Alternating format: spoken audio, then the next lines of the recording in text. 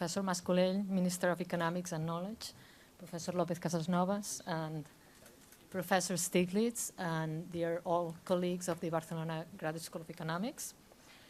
On behalf of Josep Oliu, the president of Banc Sabadell, could not be here today. Let me welcome you all to Banc Sabadell today. And my most cordial welcome to Joseph Stiglitz, who is here today from Columbia University. This is today the 25th edition of the Barcelona Economic Lectures.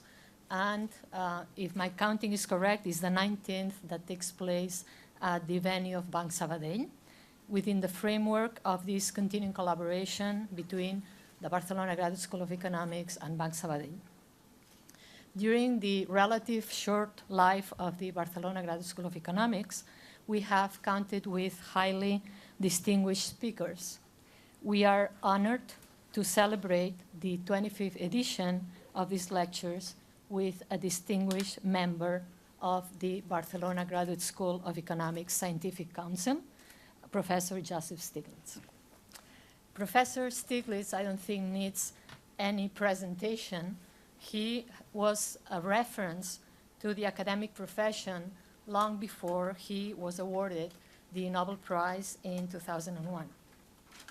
His academic contribution is large and very influential, both in academic articles and well-known books.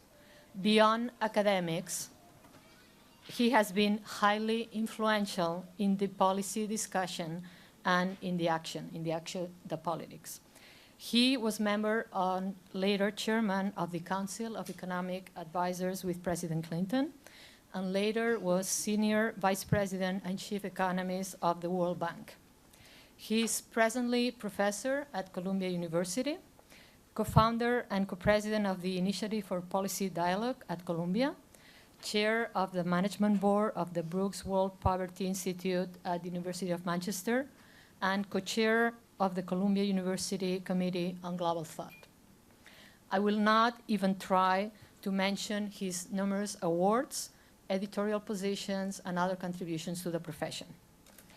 Actually, his CV is overwhelming, so I'm going to let my colleague, Guillem López Casasnovas, to do the difficult job to summarize his CV, and I'm going to keep going. Wait. Just 1 second. Oh, you can start, yeah. No, I was going to say what he's going to talk about, but why don't you introduce Professor Stiglitz, and then I'll introduce the lecture. Good evening, Professor Stiglitz, estimat conseller, amics. I'm happy and most honored to introduce Joseph Stiglitz. I met Professor Stiglitz in 1991 at Stanford.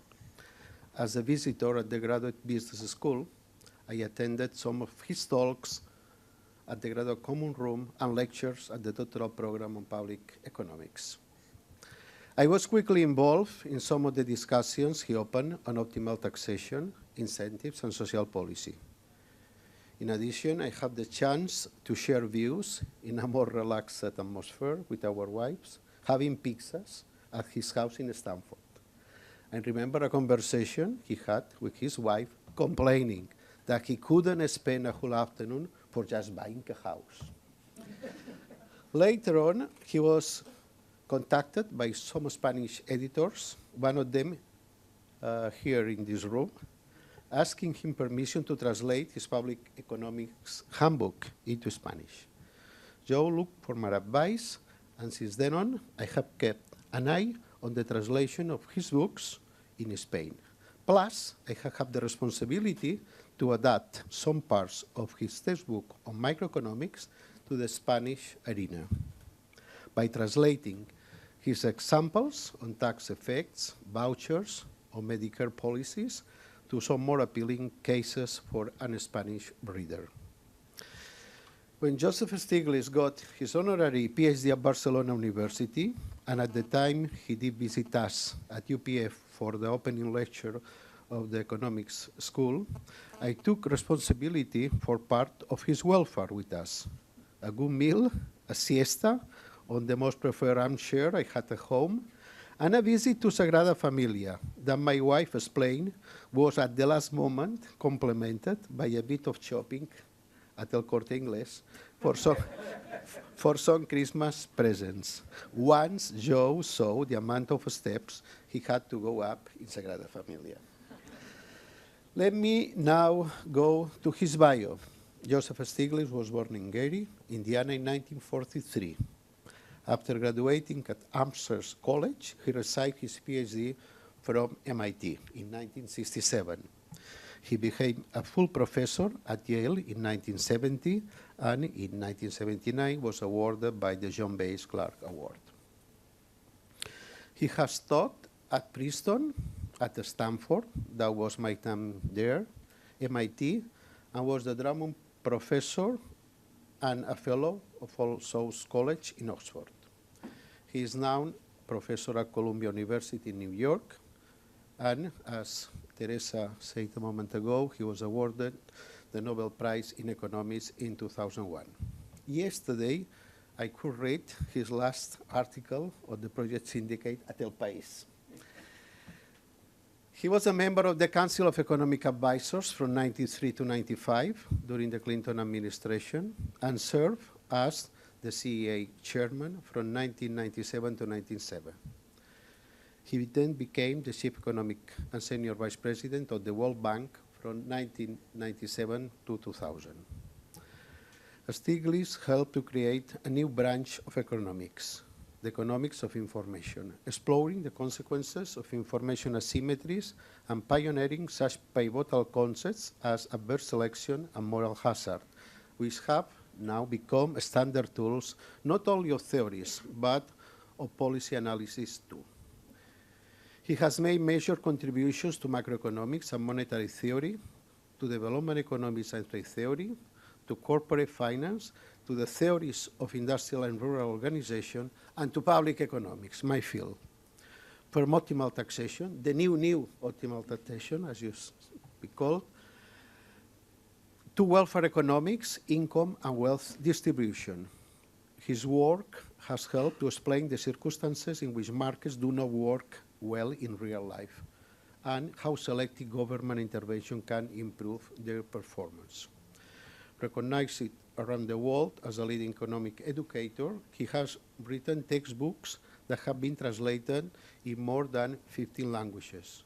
He founded one of the leading economic journals, the Journal of Economic Perspectives.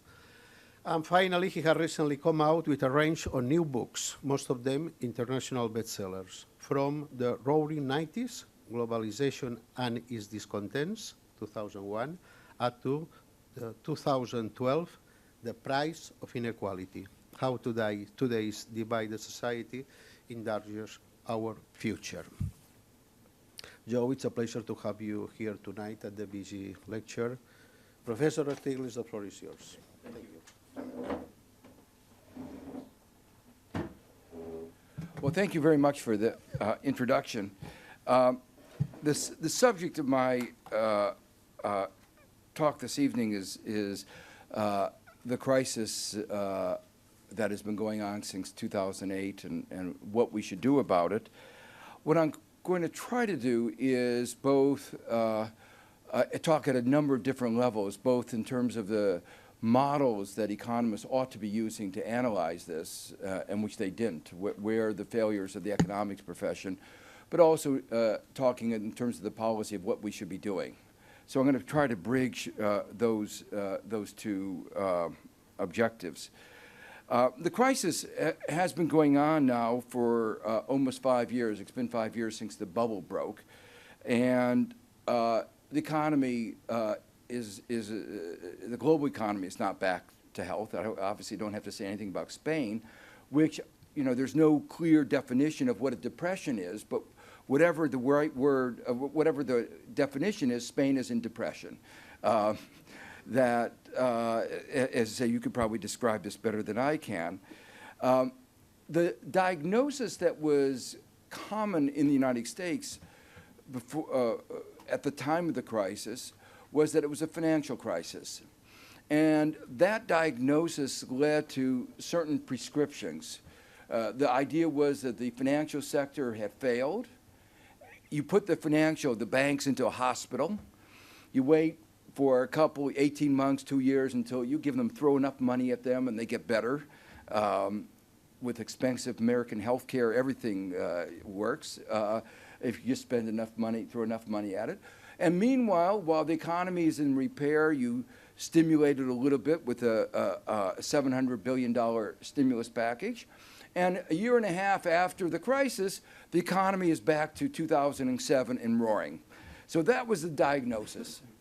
It was a diagnosis that came from a lot of the people who helped create the crisis themselves. I won't mention any names, but later, if you want to talk about who were the guys, we can do that. But that was very much what they thought, and everything was designed around that diagnosis. Well, at this juncture, it's very clear that that diagnosis was wrong. That the financial system is not fully repaired in the United States, I mean, but it's pretty well repaired. And in fact, in terms of investment outside the United States, outside of real estate, is basically back to normal. As a percentage of GDP, it's back to normal. And real estate is not going to get back to normal. There's a little debate about this, but probably not going to get back to normal very quickly, because we overbuilt. We vastly overbuilt.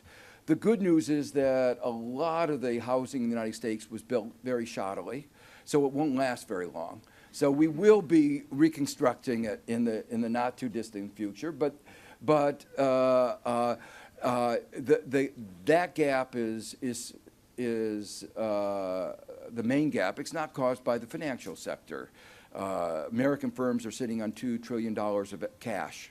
So what's holding it back is not lack of money. So something else is.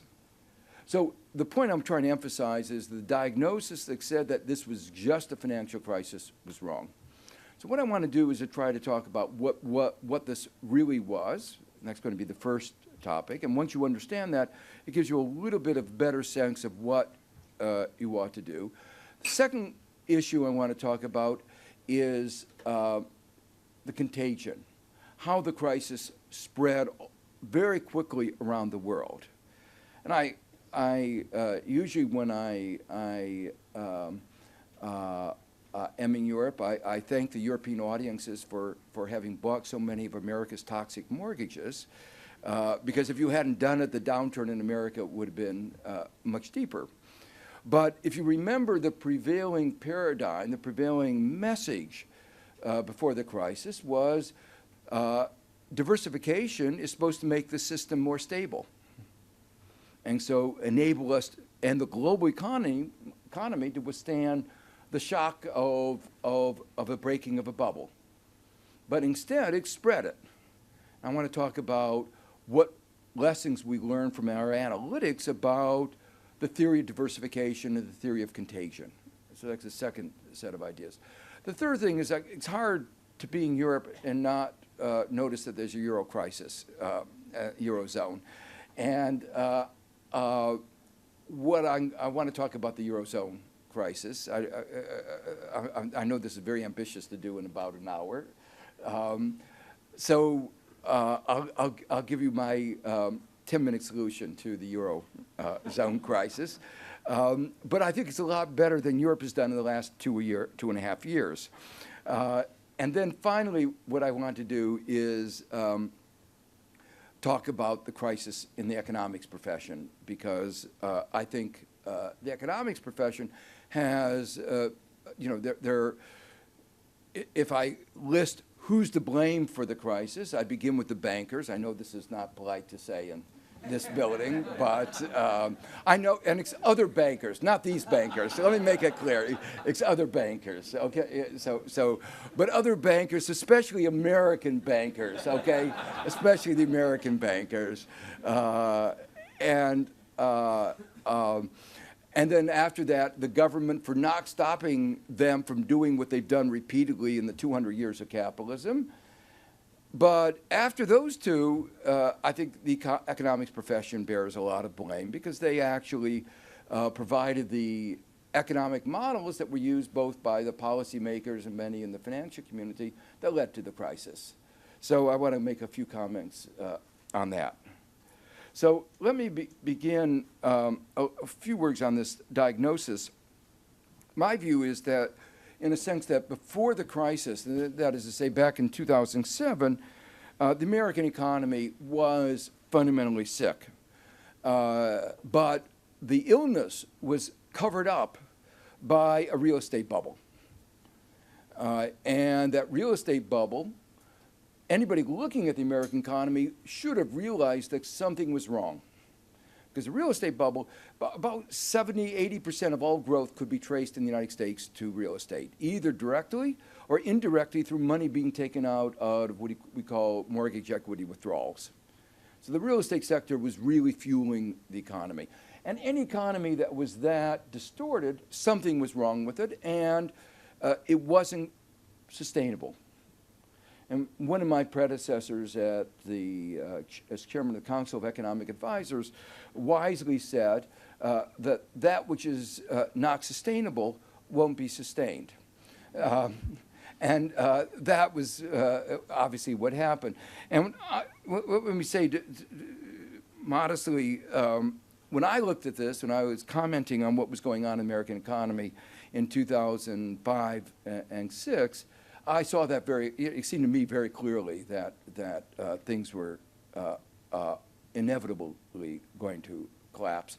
And I remember being at the World Economic Forum in January 2007 in a very embarrassing position, because I had given lectures at the World Economic Forum in 2005 and 6 predicting this, and it hadn't happened. And I said, well, there are two possibilities. Either my theory is right, in which case you're going to get a really bad crisis, or something's wrong with my logic. And I said, I couldn't find anything wrong with my logic. So therefore, it was almost inevitable that there was going to be this downturn, and it turned out to be right. The consumption bubble that was going on in the United States was an amazing thing. The savings rate in the United States was 0. And that's, as I say, not a sustainable number for an economy over the long run. But if you look at that 0 savings rate, things were actually much worse than that. You say, how could it be worse than that? Well, America is a very unequal society. Unfortunately, a lot of countries around Europe are trying to emulate America in this, and some of them, like the UK, are doing reasonably well.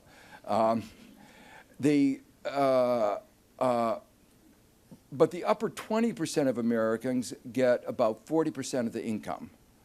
We want to talk about the upper 1/10 of 1%, but just the upper 20 get 40%. And they save about 15% of their income. Well, if the upper 20% have 40% of the income and are saving 15%, you can do the arithmetic and figure out what does that mean about the bottom 80%. The bottom 80% were consuming at that time 110% of their income. Again, that could continue, and it didn't. But that itself has an important implication. Some of you may have heard that, the problem is excess leverage. America has to go through this process of deleveraging. Once that process of deleveraging, everything will be back to normal. Just like once we fix the banking system, everything will be back to normal. That's wrong. Because after we finish the deleveraging and after we get our banks fully back to normal, the bottom 80% are not going to be consuming 110% of their income. That was a moment of enormous market irrationality. And those moments happen, but usually separated by a couple of decades, not by 7 years. So the point is that it is more likely that Americans will consume 100%, the bottom 80% will consume 100% of their income, not 110%.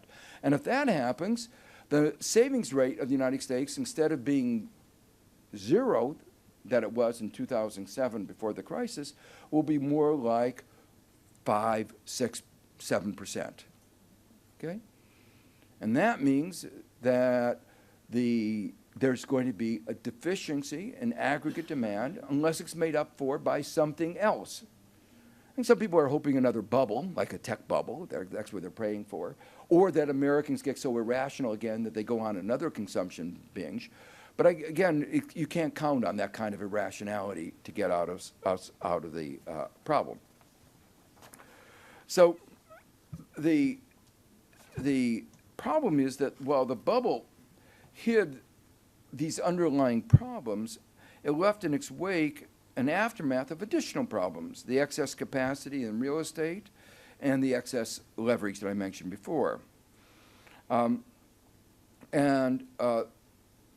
Both of these mean that even after we fix our financial sector, we aren't, even after we deleverage, we're going to face a problem.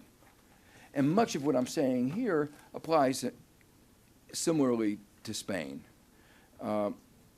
So what are the underlying problems? Well, there are 5 that, if I had time, I would talk about, but I'm not going to have time to talk about all of these. 3 of these are domestic, and 2 of them are global. The problem I'm going to spend most of my time talking about is the structural transformation, but I'm also going to talk a little bit about inequality, and then I'll just make a little bit of reference to oil. So let me talk about structural transformation, and I'm going to begin by going back to the Great Depression, which was the last time we had an episode that was anywhere analogous to the current situation. And let me just, as an aside, make a comment about the difficulty of doing empirically based policy in the current context. There hasn't been, fortunately, another downturn anywhere near as deep and long as the current one since the Great Depression. And the Great Depression, the economy had a very different structure than the current economy. And that means one has to be very careful about using empirical findings from previous periods because they were fundamentally in a different situation. Let me just give you one example of the kind of nonsense that you hear a lot in the United States and will read occasionally in the Financial Times and other media. There are some people who've done regressions where they analyze what the value of the multiplier is. And they say the multiplier, I don't know if you've seen some of these things, the multiplier, they say, is close to 0. And that's an argument for not having a stimulus, not for a government not spending money, okay? Because they say it won't work. Because the evidence, they say evidence, is that the stimulus spending doesn't work, the multiplier is 0. Well, what's wrong with that kind of work? A priori, you know it has to be nonsense, but the analytically, what the mistake is a very simple one.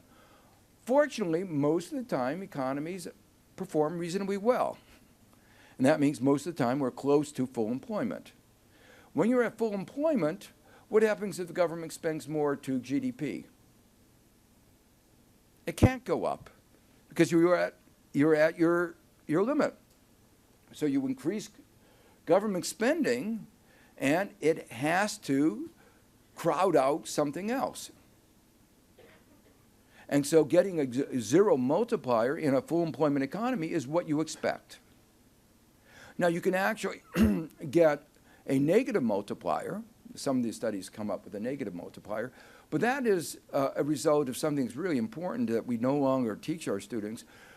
There are strong biases in the way we measure GDP. And in particular, we underestimate, there's a bias in the way we measure the public sector because we don't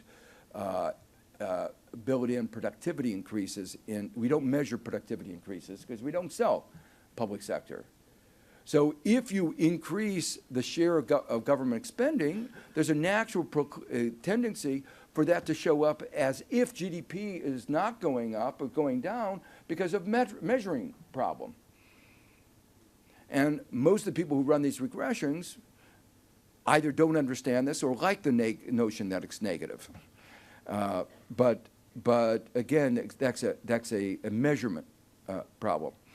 So the point I want to make is that world that we are in most of the time when we're close to full employment, when the multiplier is 0, is very different from the world today.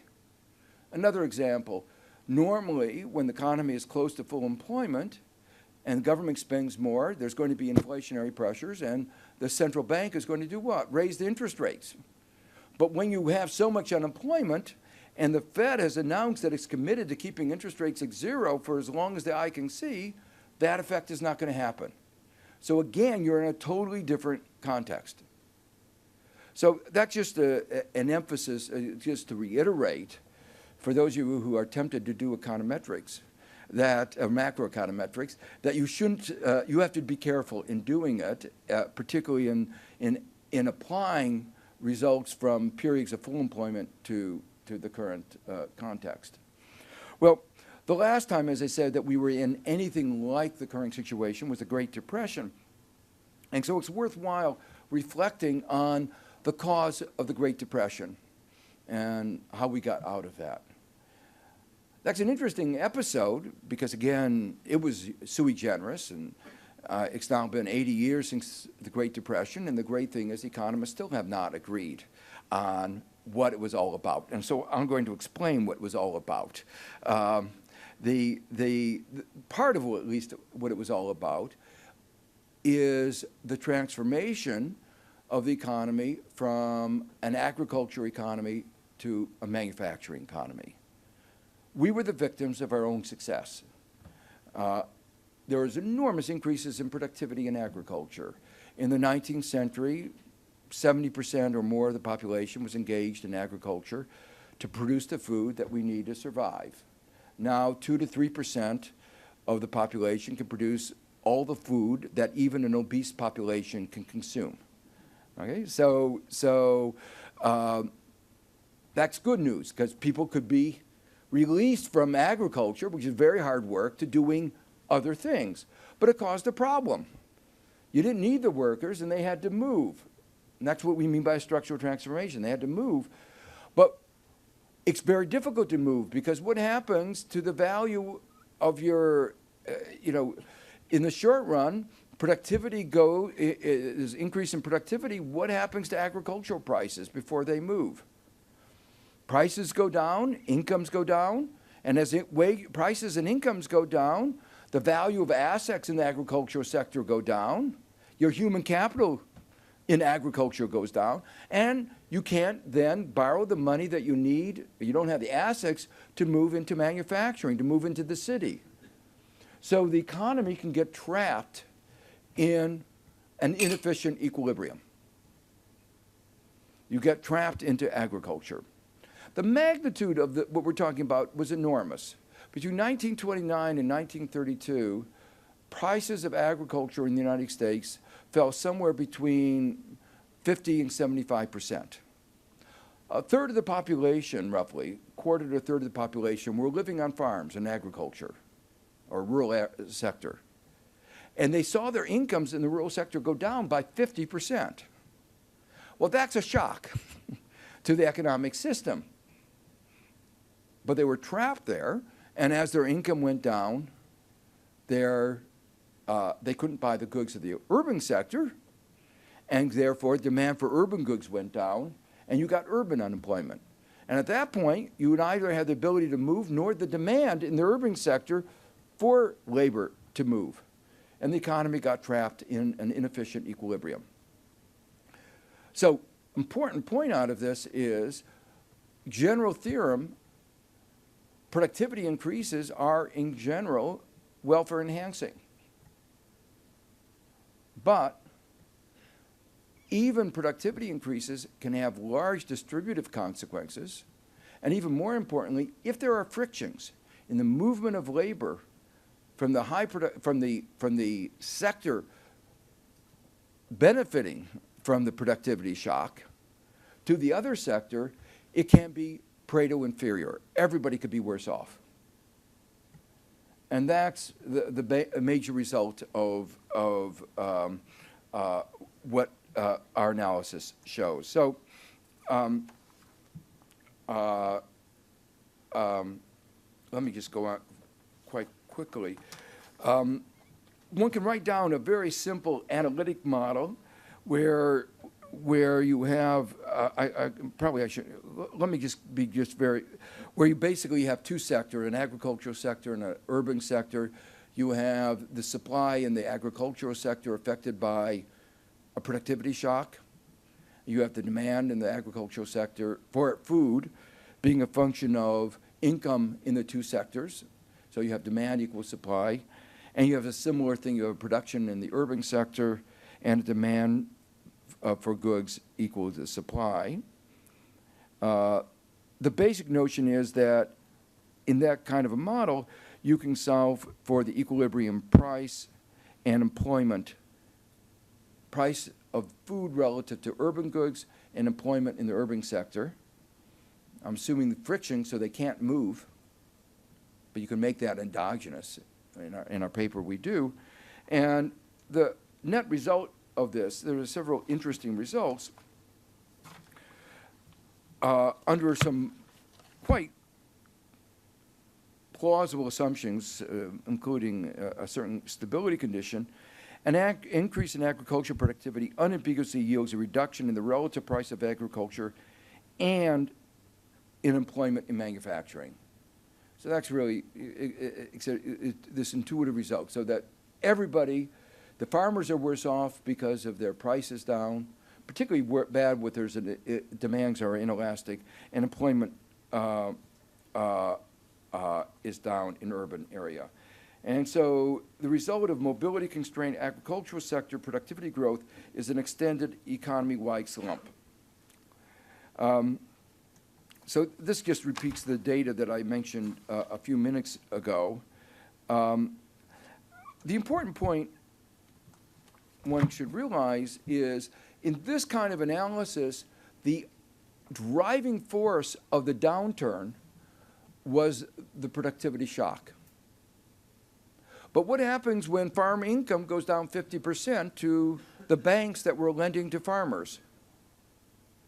Well, they didn't get repaid, and the banks went bankrupt. So you had a financial shock, but the financial sector collapse was an endogenous variable. It was a result of the productivity shock, not the cause of the downturn. It helped perpetuate the downturn. I haven't put it in the model, but it perpetuated the downturn. Some of you may know the work of Rogoff and Reinhardt, where they make the statement that financial downturns are longer lasting. Well, they don't identify whether the financial downturn is the original cause or the consequence. So their analysis may mean nothing more than deep downturns that cause financial crises are deep. And that, of course, is almost a truism, and it takes a long time to get over. Another analytic result that comes out of this model is that an increase in government expenditure increases urban employment and raises agricultural prices and income. And so the point of this is that even though the problem was a structural problem, it was an increase in productivity in one sector, frictional mobility, difficulty moving from the rural to the urban sector. So even though the problem is a structural problem, a Keynesian aggregate demand response improves welfare, increases employment, increases incomes in both sectors of the economy. And of course, what we can show, not surprisingly, if we can use that spending to address the underlying problem, help move people from the rural to the urban sector, solve the financial sector problem, then of course the benefits are even greater. Well, that leads us to the question, how did we get out of the Great Depression? And a lot of controversy over this in the United States about the New Deal. I can't help but observe that that, remind you perhaps, that in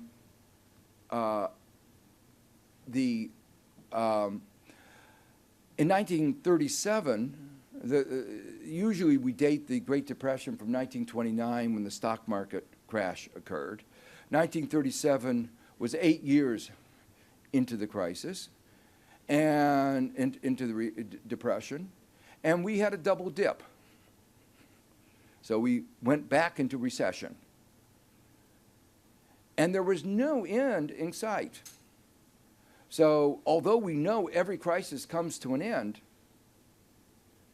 even as late as 1939, there was no clear end to the Great Depression. That was a decade after it started. The reason why I remind you, this is about 4 or 5 years into the current downturn, you should not feel that you're at the end.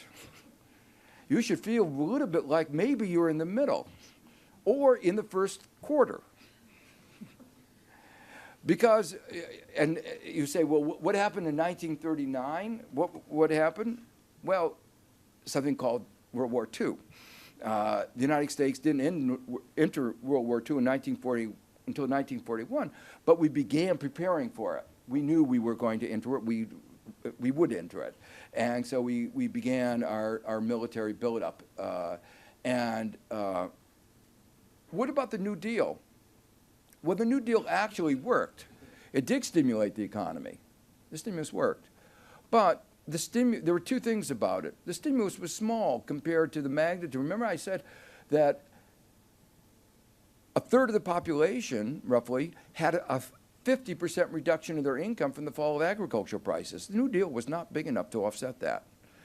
And the second point is that the U.S., while the federal government was entering into expansionary policies, we have a federal structure, and the states and localities have a balanced budget framework. And that means that their incomes were collapsing, and as their incomes collapsed, they were cutting back spending enormously. So we had, in the United States, a fiscal contraction going on at the state and local level that was barely offset by the New Deal. So, in fact, the United States did not have the kind of expansion that people often assume. That's important because if looking at what's happening in the United States today, just, we don't talk about austerity except on the Republican Party that wants to imitate what's happening in Spain for some reason. I don't understand. But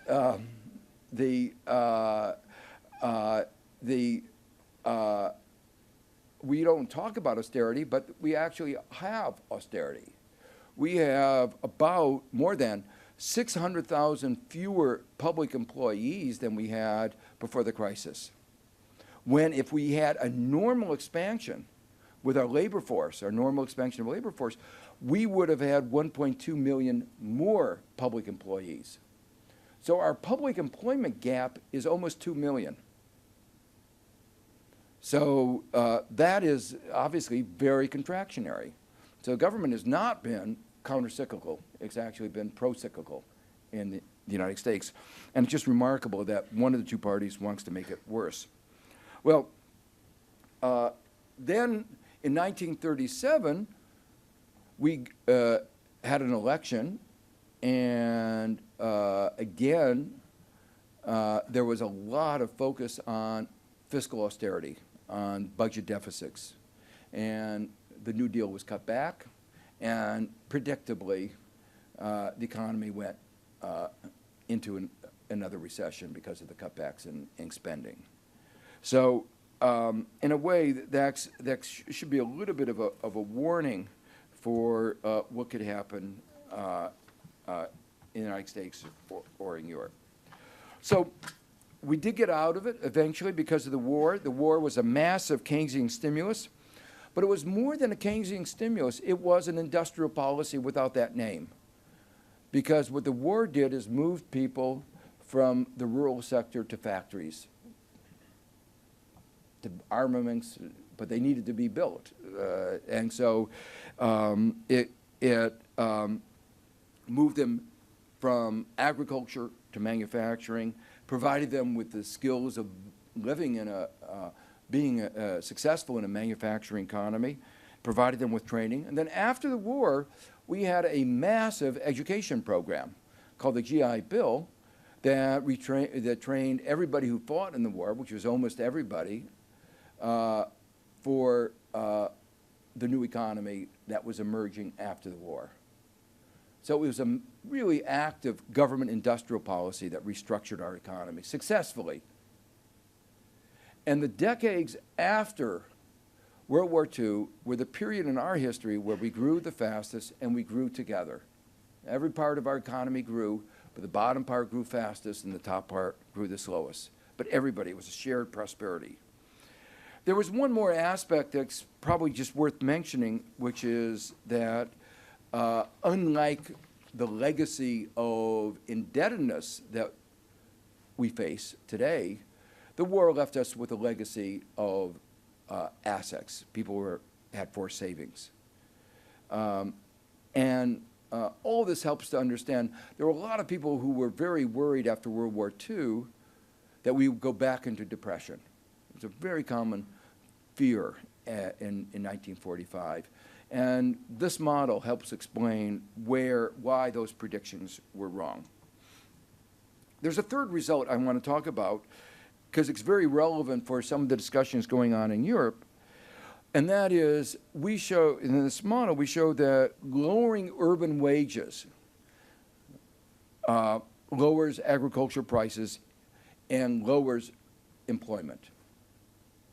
So the point is that it's not high wages that are the problem. The reason this happens is that lowering wages lowers aggregate demand and it worsens the problem. And it's worth noting that the United States, the country with the most flexible labor market, has had a very poor job performance, worse than many other countries in Europe that have so-called more rigid labor markets. The United States, about 1 out of 6 Americans who would like a full-time job can't get one right now. A little better than it was a year ago, but it's still not an impressive performance. And so it shows that clearly in the current context, labor market rigidity is not the real underlying problem. It's also interesting that this model or this way of thinking about it and this experience helps show that monetary policy was not the cause of the Depression. I don't know if some of you may know that in the literature on the Great Depression, one of the theories was that if only the Fed had behaved differently, we would not have had the Great Depression. That's a counterfactual because you can't recreate history to test that hypothesis. But people like Milton Friedman, who put forward that argument, without any real causal analysis. I mean, what they see is the money supply went down, but that doesn't mean that it caused it. Could be the effect of the economic downturn. Well, it's commonly believed or argued that Bernanke was very aware of that criticism, and he didn't want to go down in history as not having been a student of the Great Depression. He didn't want to go down as saying he hadn't read that part of monetary history. So what did he do? He really put his foot on the accelerator, and the monetary base in a short span of time, a few months, doubled and almost tripled to over a couple $2 trillion. A really amazing increase. Did it prevent the downturn? No. Did it prevent the recession? No. Did it get us back to full employment quickly? No. And I think the only inference you can say is, bad monetary policy, I give them credit for that. Bad monetary policy, lax regulation and all that can cause a bubble. but it can't necessarily resuscitate the economy. And so it may have saved the banks, but clearly, and the same thing, it could have made things, in monetary policy could have done better in the Great Depression, but it wasn't really the underlying source of the problem. The underlying source of the problem, I try to suggest, has to do with this underlying real shock and the need for structural transformation. Another source of explanation is monetary arrangements, the gold standard. And here let me make a couple comments. The gold standard wasn't the shock, but a gold standard can be an inhibitor to adjustment. So that's really the criticism of the monetary arrangement. It's not that they caused the crisis, but they can be an inhibitor to adjustment. And it is true that countries that left the gold standard, like Argentina, did better, though some of the gains were based on beggar-thy-neighbor competitive devaluation. But there is one important theme that I want to emphasize. If I have time, I'll come back to it later on discussing the Euro framework. If internal devaluation were easy, were an effective substitute for flexible exchange rates, then the gold standard would not have been a problem in the Great Depression.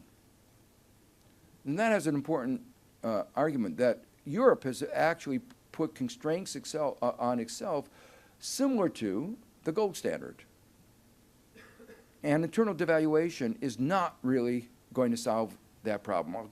If I have time, I'll try to explain why that's the case. There are obvious lessons of these experiences for the current crisis. Since this is a large and academic audience, I can't help but making a few asides on the irrelevance of the standard macro models. Since such structural transformations occur very seldom, rational expectations models are really not of much help. And since the central issue with structural aggregate models with single sector are not of much help. Since among the major effects are those arising from redistribution, a representative agent model that doesn't focus on the key redistributions is not going to be of much help. And since central issue entails frictions in mobility, assuming perfect markets is not of much help. So in a sense, the standard models that we force our graduate students to study are not really of much help of understanding this downturn if this analysis is correct. I want to, some of you may have heard or seen my new book on inequality, The Price of Inequality, and it's out in Spanish for those of you who don't understand what I'm saying here. But I want to spend just a moment on the links between inequality and our economic downturn. It's not an accident, I try to argue, that the period just before the Great Depression was also a period in which inequality reached very, very high levels, just like it was true right before the Great Recession. There's a simple macroeconomic explanation. The marginal propensity to consume of the rich is much lower than that of the poor. I mentioned before that the bottom 80% consumed 110% of their income, top 20% consumes, saves 15, 20% of their income. And so if you redistribute your income, which is what we've been doing in the United States from the bottom to the top, the average savings rate is going to go up, or at least that would be the case if you didn't do something. You'd have a problem of aggregate demand. And there are many ways of responding to that problem of aggregate demand, but the way the United States and many other countries have at various periods responded is letting monetary policy create a bubble.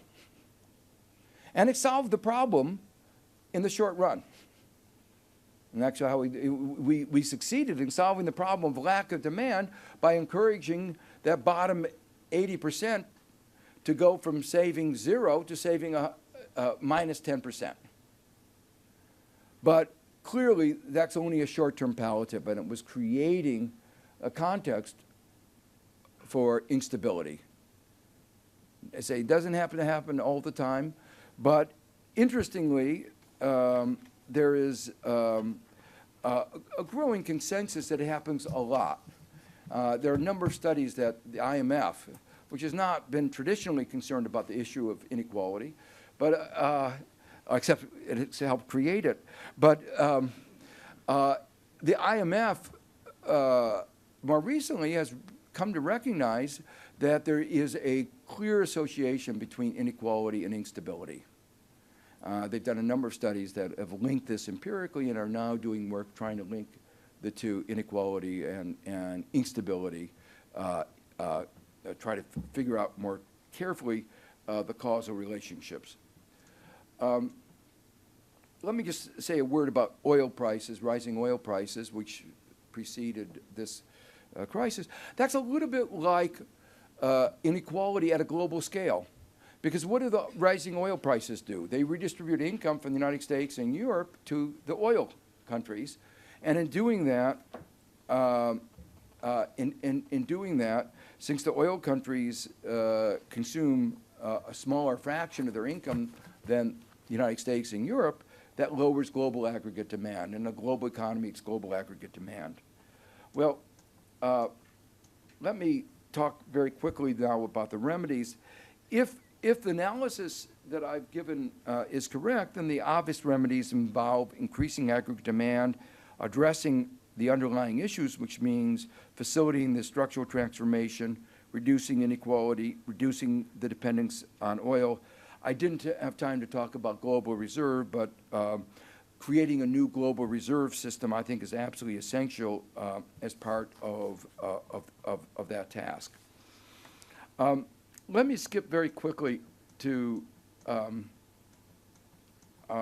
problem of contagion, because I think analytically this is really quite an interesting issue.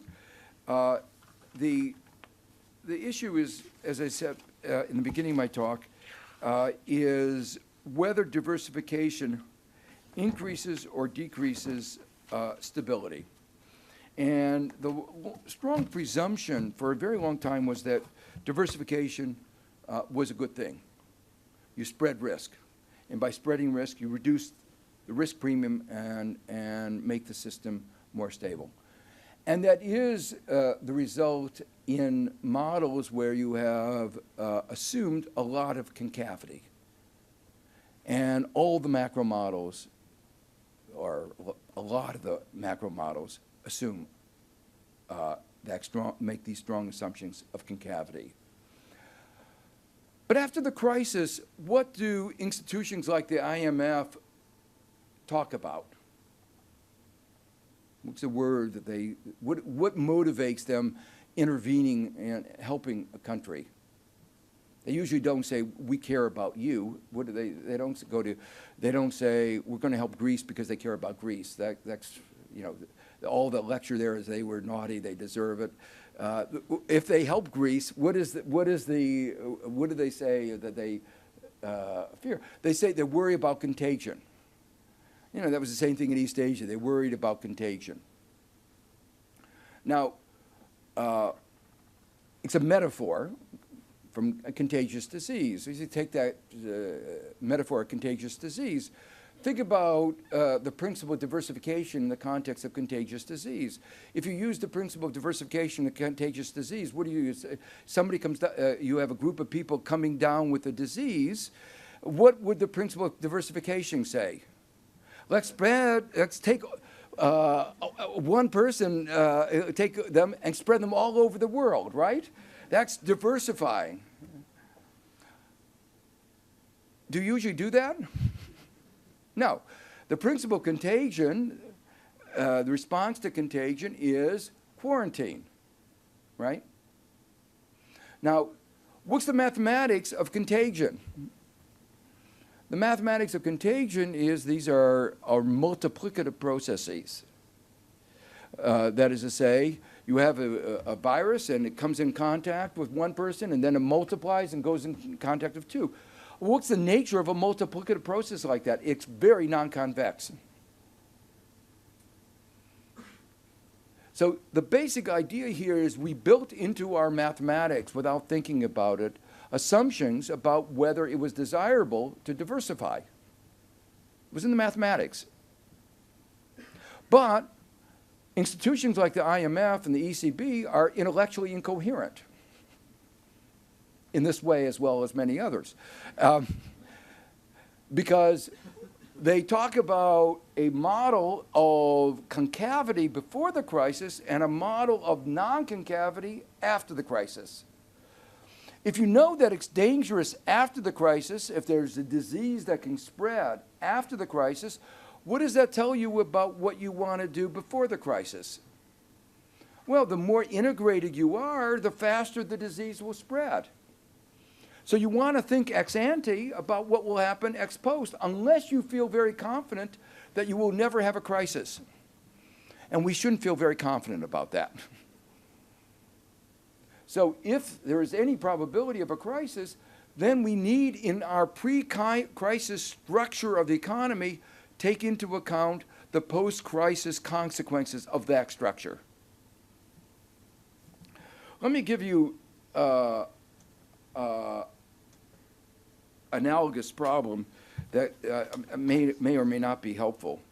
There's a problem of integrated electric circuits.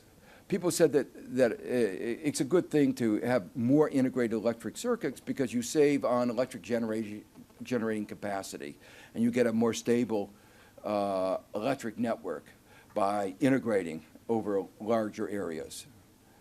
But what happens if you have an integrated electric network if you don't design it exactly right? A problem in one part of that network can bring down the entire network. And we saw that in the United States when we integrated, in the years right after we integrated, we had a little problem, a little town in Ohio, and the whole East Coast collapsed. And birth rates ran up right after that, 9 months later. So this is a real danger. So when we learn about that, what do people in electrical engineering do in response to this problem of the danger of integration? They create circuit breakers. The analogous thing in economics is you put in capital controls. A crisis in one country can lead to a flow of capital in and out, surges of capital, just like surges of electricity, that can bring down other economies. And that's what we saw when we had the more integrated financial system. Problems in, say, AIG could bring down the entire global economic system, or in long-term capital management. So one company could bring down the whole global economic system. While we created these structures, we didn't create the protections that we needed to prevent a mistake in one of those units bringing down the whole economic system.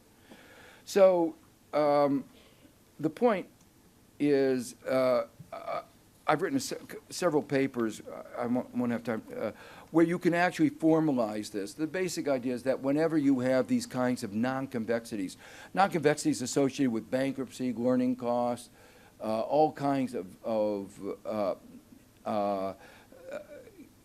it's very easy to write down mathematical systems, very natural ones, where these non-convexities arise.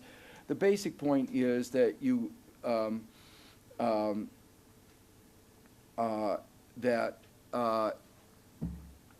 you get a higher probability of systemic risk and the whole system falling down.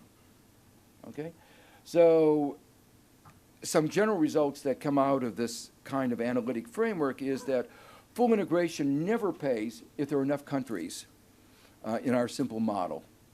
So the idea that it's a good thing to be globalized turns out not to be true. Full integration never pays, and restrictions on capital flows are always desirable. And there's a whole set of models that in the last, this work began before the crisis. It's interesting models of these kinds of network externalities, bankruptcy cascades, contagion effects, bringing down systemic risk. Actually, were started with work by Alan and Gale in 2001, and about the same time Bruce Greenwald and I did it. But were not included in any of the models that were used by central banks. Now they are. Andy Haldane at the Bank of England has been doing, with his colleagues, some really interesting work on what I call global, on the architecture, on economic architecture. How do you design economic systems, the interrelationships between the banks, the countries, the rules of the game, capital controls, and so forth. How do you design a whole economic system where you can absorb small shocks, but you have less systemic risk? Because a lot of the economic arrangements may reduce your vulnerability to small shocks, but increase the vulnerability to big shocks. So I have two papers on that. One of them is in the American Economic Review about 2 years ago, and the other is in the Journal of Globalization and Development. Well, I have to say, as I say, I can't leave here without saying a word about the Euro crisis. And it's just a word. The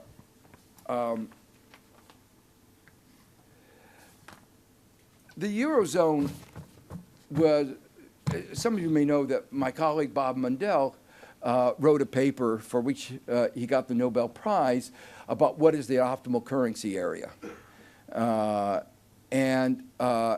No economist looking at Europe would say it was an optimal currency area. It wasn't economics that drove the euro, the creation of Eurozone. I think the leaders, political leaders must have known that. But it was the belief that, okay, we know it's not optimal, but it's good politics. But the politics was a peculiar kind of politics because it created the euro, but didn't really do what it needed to do to make the euro work. So it was like a halfway or quarter-way measure. So at the creation, I think the euro was fundamentally flawed. And it was flawed in a way that would not become apparent right away, but the flaws began to be exhibited before the crisis. In fact, in some way, the flaws helped create the crisis.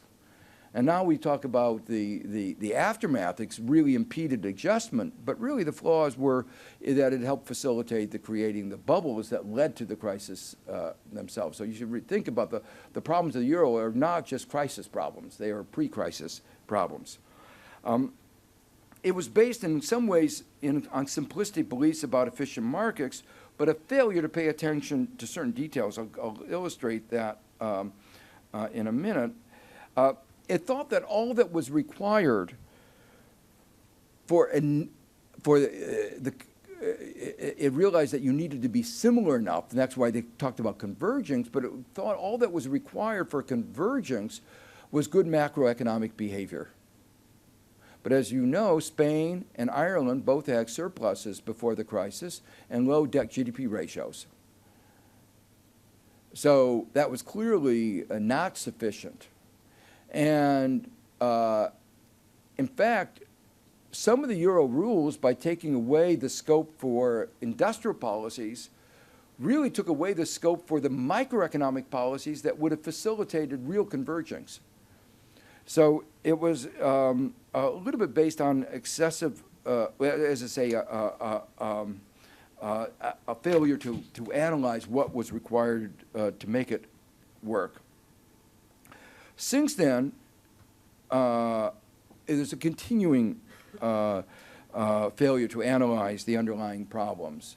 With a continuing focus on the problem of austerity, on excessive spending, when that was not the underlying problem. It didn't cause the problem, and it's not, even if it did cause the problem, even if it could prevent the next crisis, it's not going to solve the current one.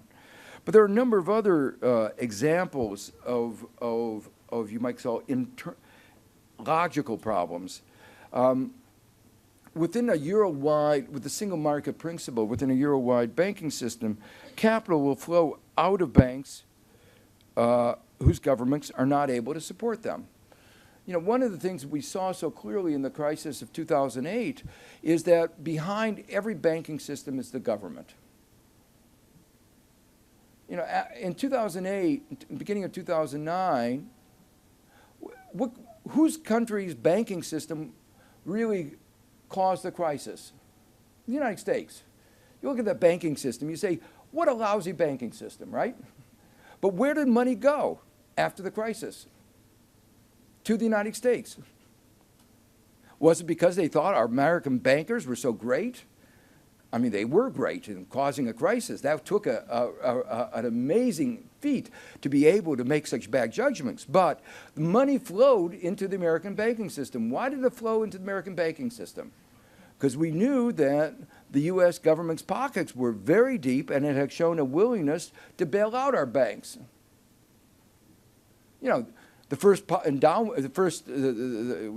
up $700 billion, but it was clear if it needed more than $700 billion, we would have spent it. And so money flowed. Well, think about that analogously in the current situation. Money is flowing out of the banks and countries where the government's capacity to bail out the banks is limited. And then what happens? Obviously, there's a vicious cycle. As money flows out, the economy gets weaker, and the ability of the government to support the banking system gets weaker. So it's an unstable situation. You combine that with a program of austerity, which is also dampening. You combine a credit crunch and government cutbacks, you have a recipe for an implosion. In fact, you could even create a depression, which is what happened. So what you need is obviously to have a common banking system. The framework was set up in Europe is as I say, fundamentally unstable. A common banking system is not just common supervision, it's common resolution and common deposit insurance. And it has to include the small banks. It can't just be the big banks, because the small banks are responsible for SME lending. And if they go, the basis of the economy will weaken. The same example of the internal failure of logic. They thought the single market principle would lead to an efficient capital allocation, but they forgot about the role of government as an implicit subsidy through the guarantee. In a labor market, they thought free mobility of labor leads to efficient allocation of labor.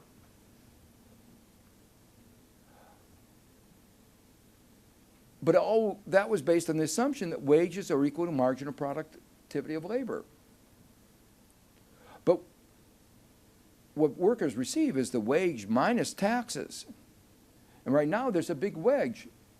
The wedge is the repayment of debt that you inherit. So a young Irish person, does he have to pay back the debts that that country has had to bear because of ECB decisions to socialize the losses while allowing the privatization of gains?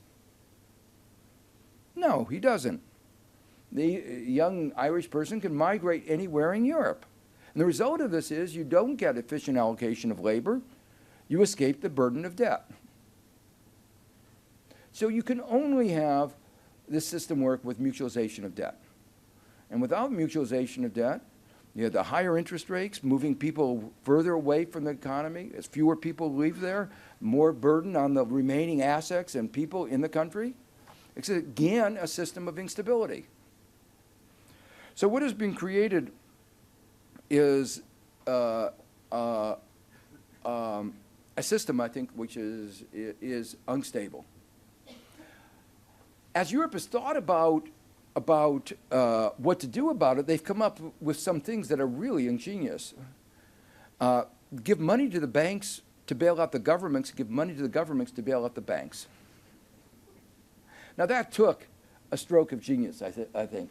But as soon as you say it that way, you realize that it's not likely to work. And it didn't work. Well, my time is running out, and let me just try to go a little faster. What are needed are structural reforms, but the structural reforms that are needed are in the structure of the Eurozone.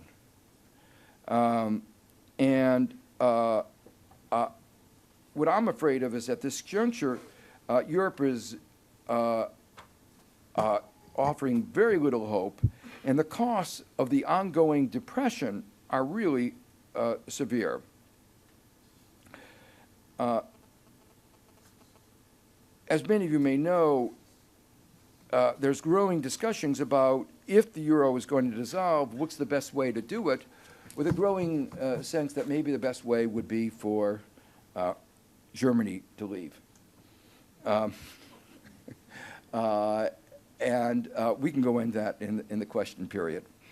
Well, let me say just a word about the failures of modern macroeconomics.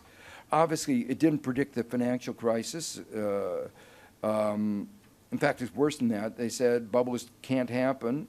They assert the shocks are exogenous. They clearly were endogenous. They had a whole set of beliefs that were clearly wrong. And even after the bubble broke, the standard macroeconomic models, economists claimed that the effects were contained because they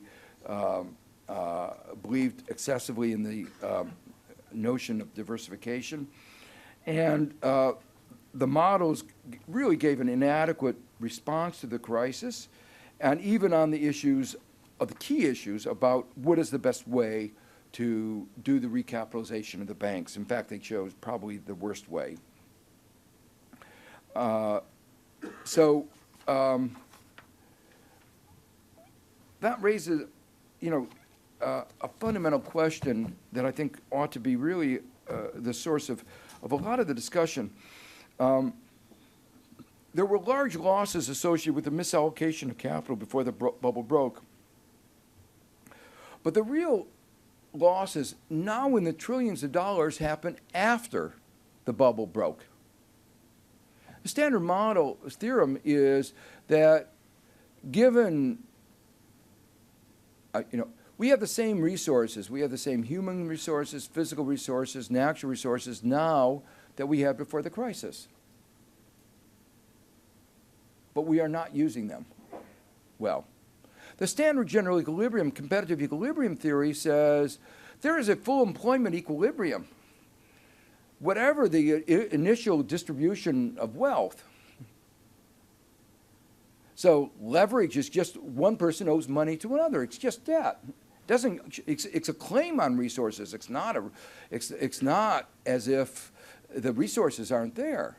So there's nothing in our standard theory that says that just because there's a lot of debt, we shouldn't be at full employment. But we are, because of our policies, been leading ourselves to a waste of enormous amount of resources, greater than the waste before the crisis. And this is really a real policy failure, I think, on the part of the economics profession. Well, let me conclude. The current downturn is likely to be long, and if something isn't done soon, or it's already too late, the hysteresis effects will set in, making return to full employment all the more difficult. The slump is more than a financial crisis, though the financial crisis will make the return to full employment all the more difficult. We have to look at the underlying real problems and address them, and unless we do, we won't succeed in recovering. What has been happening recently, in the last 4 years, actually has made things worse. Things have actually not gotten, in some ways, have gotten worse. The crisis is not only a crisis in the economy, but also should be a crisis in economics. The standard models contributed to the policies that led to the crisis, provided little guidance on how to respond.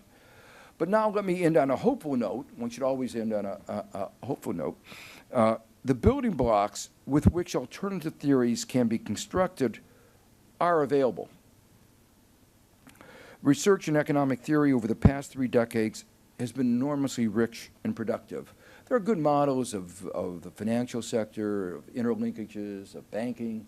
There are actually labor markets. There's a lot of the ingredients of what we need to understand game theory, behavioral economics. There have been a lot of advances, particularly in microeconomics, over the last 30 years. The remarkable thing is how few of these have been incorporated into the standard macroeconomic models. And that seems to me one of the main challenges going forward. Thank you.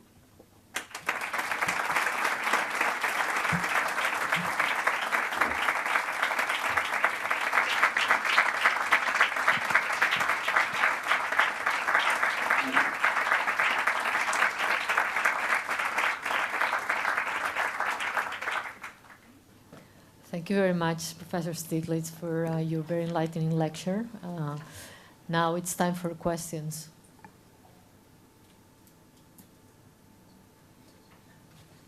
Jose? With respect to your comments on diversification, was there really diversification? When you pull together mortgages from Orange County all together in the same vehicle, and then you do a CDO square and a CDO cube, what diversification are you doing out of that? There was not really diversification. You thought, you wanted to believe that you were diversifying risk, but in fact, what you were doing is just concentrating risk in these assets, no? And we know what is the structure of some of these CDOs, and there was no diversification at all in that. So it's really, your contagion versus diversification thing works is if there was really diversification, but I think there was not. Well, you're raising two different, 2 or 3 separate points. One of them, you're absolutely right that the pools of assets, mortgages that they brought together that they thought were diversifying didn't do what they should have. And that was obviously, again, a major failure of the models. And these were used throughout the investment banking community, the credit rating agencies. They all believed that they had diversified. The macro models should have told them that they weren't. And they left out, I mean, interestingly, they left out a lot of the macroeconomic risk out of those models, because if there was an interest rate shock or an unemployment shock, the outcomes would have been diversified, would have been correlated, and they would all have gone down. But there's another kind of diversification that when Bernanke, for instance, said, don't worry, the risks are contained, because he thought it was diversified, was that we had diversified these throughout the global economy and throughout our institutional structure, so that they were, in fact, the whole notion of securitization was moving these kinds of assets off of banks' balance sheets and spreading them throughout the economy, the global economy. That's the kind of diversification I was referring to. So think about these as, you're absolutely right, they were dangerous products, but think of them as these risky products that were being diversified throughout the global economy. And they thought that that itself would make the global economic system or the American economic system more stable. It didn't work. Now, it didn't work for 2 reasons. One that I referred to, having to do with the fact that it pushed a number of institutions below the bankruptcy threshold, and that kind of non-convexity really amplifies rather than reduces risk. And that's where my model tries to pick up the effect. Once you start getting to bankruptcy, effects get amplified. I couldn't really explain it but the second one, though, is a little bit more peculiar, and that is, it turned out that some of the banks, or many of the banks, didn't diversify even off of their own balance sheets. And then you have to ask what was going on. And that brings you into a whole realm of problems of lack of transparency, accounting, corporate governance, incentive structures that were, but that really is another aspect I didn't have a chance to talk about. We don't normally talk about these issues of corporate governance, incentive structures in our macro model because we assume that they're not that important. They were first order importance in this crisis.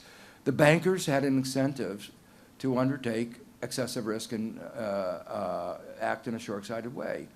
And if we had looked at their, so the famous statement when Greenspan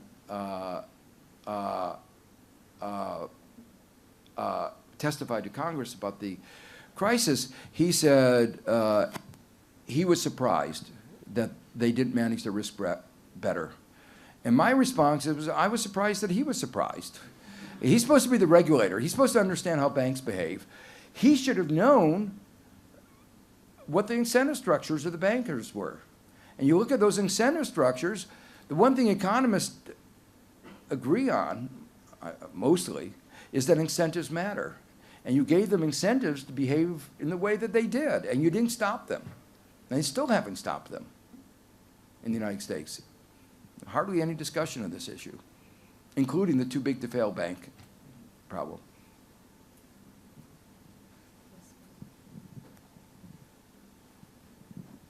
Thank you for this talk. It was extremely interesting. My question would be related to the state of economics, because you mentioned several times that modern macroeconomics is not always adequate in dealing with the current problems. And you also mentioned in passing that maybe economics education is not fully adequate to train people in that respect. So do you think that economics education should be reformed or should be extended in a sense? And if you think so, which way would you go? Well, my main concern, as I said in the last couple of slides, is that they're developed in macroeconomics in orthodoxy, at least in the United States, about the right way to do macroeconomics. And it had a set of assumptions that were very strongly believed, and I think very wrong.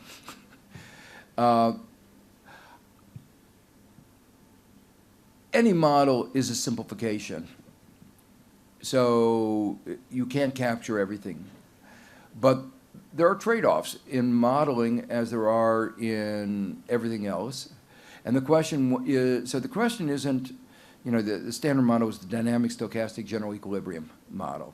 And yes, it's important to be dynamic, have uncertainty, to be general equilibrium, all those are important.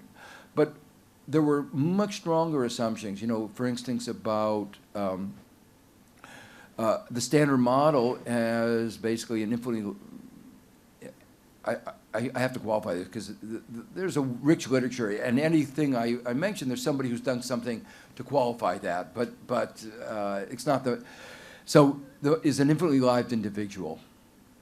If you have infinitely lived individuals, you don't have retired people. You don't have distribution effects between young and old because everybody's going to live an infinitely long time. And yet those distribution effects can, within a population and across, within age groups, can be very important. So as an example, one important strand of research, I think, is overlapping generations models that used to be talked about a great deal, but have dropped out of the standard macroeconomic literature. That's just one example. Another, they focus a lot on the issue of, say, this intertemporal maximization, out of which you get a sensitivity to consumption today, say, or investment today, to the interest rate, the real interest rate. Evidence is very ambiguous about how important the real interest rate is. If you do a regression, quite often the nominal interest, and you put both nominal and real interest rate, nominal interest rate turns out to be more important than the real. Now, how do we get around that? We don't allow the nominal to be in there. And then it turns out the real is the only one that survives. But we do it by assumption, not by, our priors are that it's the real. What's probably more important in many contexts is credit availability, credit rationing. So these models assume there was no credit rationing. But if there were no credit rationing, you can't have a liquidity crisis. So they assumed away the things that caused the crisis, that banks couldn't borrow from anybody. So to answer your question is, what I'm really saying is that where I think the standard macro model went wrong is that the particular simplifications that it made, the problem began 4 decades ago when there was an attempt to reconcile macro with micro. And there were 2 ways of reconciling macro with micro. To make macro more like modern micro, or let me put it like this. There were 2 ways. One, to take the old competitive equilibrium model and bring it into macro, which is what was done. And then a whole series of Ptolemaic adjustments around that to try to get it to work. The other one is to realize that what needed to be reformed was the microeconomics. And that's happened in the last 40 years. Game theory, behavioral economics, lots of interesting stuff that's been done in asymmetric information. All that, theory of banking, all that was done in microeconomics, but that didn't get brought into macroeconomics. And that was the fundamental dividing point in the evolution of the profession where I think a mistake was made. And so I guess what I think going forward, the real point is there shouldn't be that kind of orthodoxy that came to prevail. We should recognize that all models are simplifications and that we ought to have a little bit more, modesty and a confidence that a particular model is the right answer.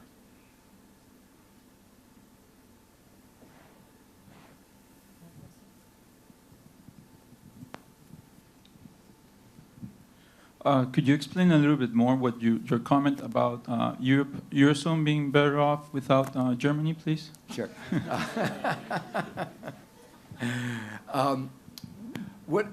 There are a couple points of this.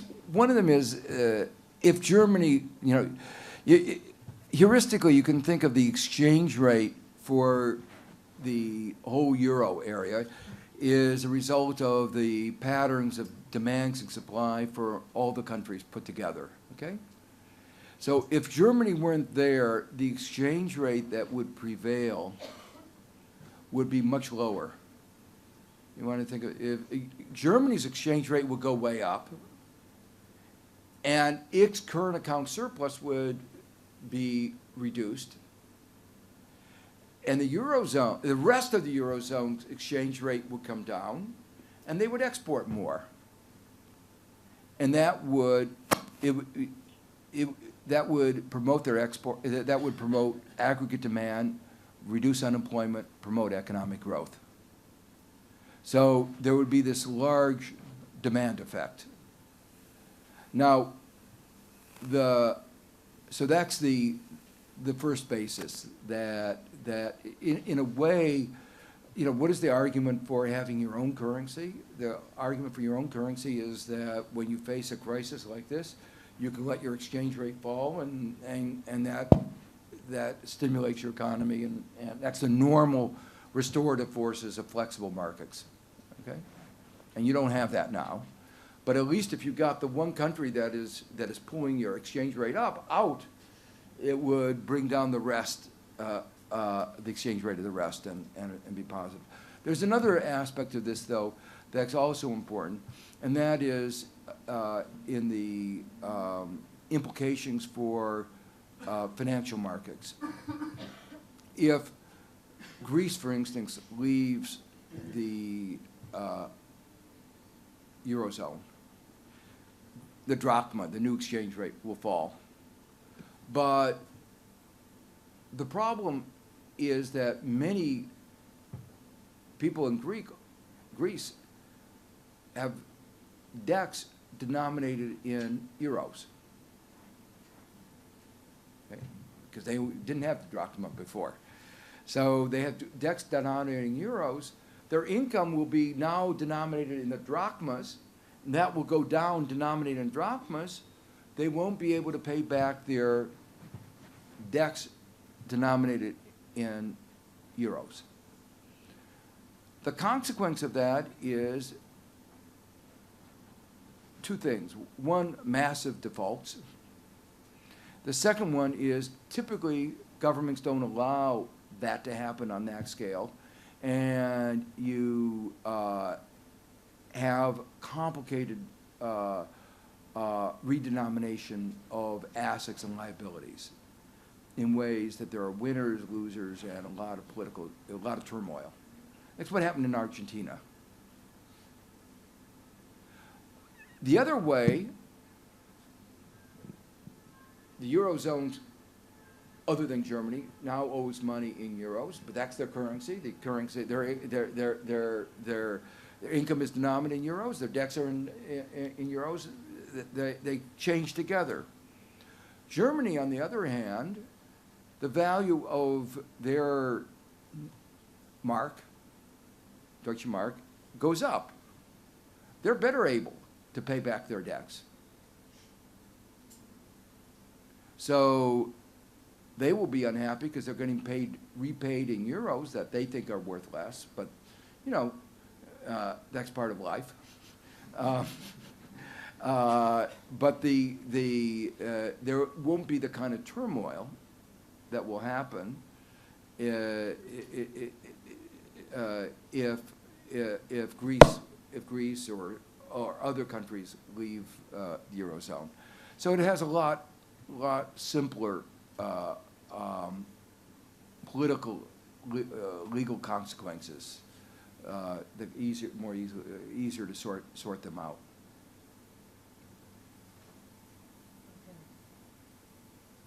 So I think if there are no more questions, is a good way to finish getting this fresh and maybe non-mainstream view about what's going on or what should happen in Europe anyway.